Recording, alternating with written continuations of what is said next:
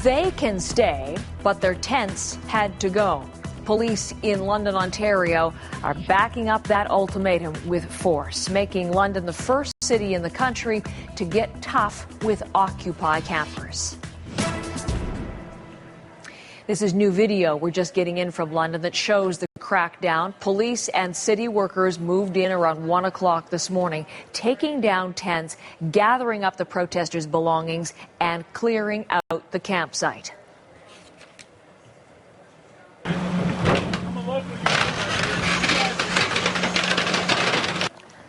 You probably can hear here the protesters singing and chanting, but there was plenty of shouting and swearing too. No reports of any violence.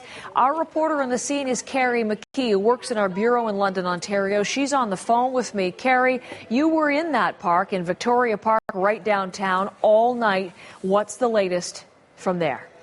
Well, basically, at 6 o'clock this morning, 12 hours after the eviction deadline from the city, police moved out. They stepped away because, of course, after 6 a.m., the occupiers are no longer violating the community's bylaw. Now, they plan to stay there. They say they may have lost their tents, but they are going to stay. And through the night, after their tents were taken down, they continued to sit and occupy a portion of a pathway. They fell asleep there. Some were prepared to be arrested overnight because they are determined to continue the Occupy movement. We're looking at these new pictures, Carrie. Let's go over what happened just around 1 o'clock this morning, so early in the morning. What was going on as police moved in? People were prepared to go to bed. They had been waiting for about 3 hours for the city to come over and talk to them. They had heard that city officials were willing to negotiate, that there was a little bit of movement in terms of how could this Occupy movement continue in the park.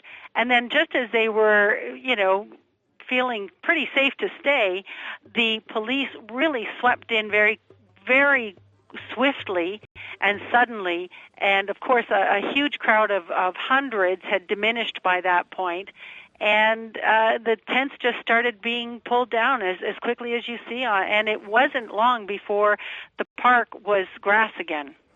No reports, though, let's just clarify, no reports of any violence despite that swift police action. That's right, and there were no arrests.